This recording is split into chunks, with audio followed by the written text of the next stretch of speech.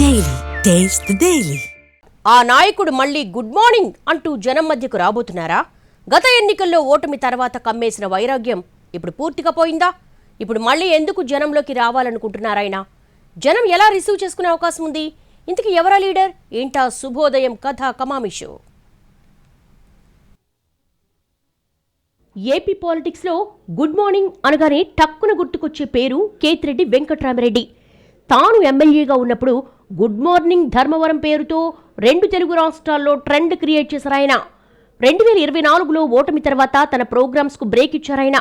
2007-2008 టైంలో Kethireddy good morning Dharmavaram కార్యక్రమాన్ని మొదలుపెట్టారు. ఉదయం 6 గంటలకే కాలనీలోకి వెళ్లేవారు. ఎలాంటి హంగు ఆర్భాటం లేకుండా ప్రజలను కలుసుకునేవారు. డ్రైనేజ్ సమస్య నుంచి ప్రభుత్వ పథకాల వరకు వ్యక్తిగత సమస్య నుంచి అన్నిటినీ అడిగేవారు. ఏదైనా సమస్య ఉందంటే దాన్ని ఎలా పరిష్కరించాలి, ఏ అధికారి బాధ్యత వహించాలన్నది అక్కడికక్కడే చెప్పేవారు. అదే ఆయన్ని ప్రజలకు దగ్గర చేసిందే. 2 సార్లు ధర్మవరం ఎమ్మెల్యేగా గెలిపించిందే. అన్నిటికీ మించి ఈ నినాదంతో 2 రాష్ట్రాల్లో ఫేమ్ అయ్యేలా చేసిందే. ఒకప్పుడు ఎక్కడ యూట్యూబ్ ఓపెన్ చేసినా, రీల్స్ చూసినా గుడ్ మార్నింగ్ కార్యక్రమం కనిపించేది. ఇక 2024 ఎన్నికల్లో ఓటమి తర్వాత అసలు కథ మొదలైంది.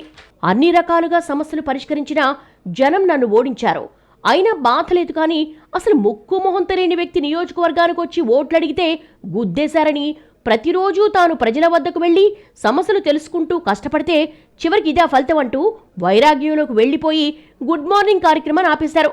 అయితే కేతిరెడ్డి గుడ్ మార్నింగ్ కార్యక్రమం ఆపడానికి మరో బలమైన కారణం కూడా ఉందని చెప్పుకున్నారు అప్పట్లో. ఆయన గుడ్ మార్నింగ్కి వెళ్లేది ప్రజల సమస్యలు తెలుసుకోవడానికి కాదని, ఎక్కడ ఏ ఆస్తుంది, ఎవరిని బెదిరిస్తే డబ్బొస్తుందో తెలుసుకునేందుకేనని ఎన్నికల టైంలో కూటమి నాయకులు బలంగా ప్రచారం చేశారు. కేతిరెడ్డి ఓటమిలో ఇది కూడా ప్రధాన పాత్ర పోషించింది. అయితే ఓటమి తర్వాత దీని గురించి ప్రత్యేకంగా ప్రస్తావించారు మాజీ ఎమ్మెల్యే.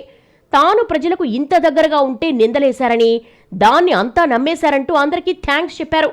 అంతేకాదు తాను ఎవరిని బెదిరించానో, ఎవరి ఆస్తులు లాక్కున్నానో బయటకొచ్చి చెప్పండని సవాల్ చేశారు.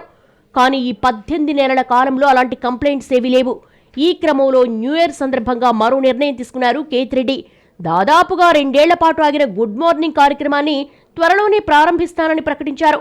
ఇన్ని రోజులు నా మీద గాలికోతలు కూశారు, సాక్ష్యాలు చూపించండ్రా అంటే చూపించలేదని ఘాటుగా రియాక్ట్ అయ్యారు.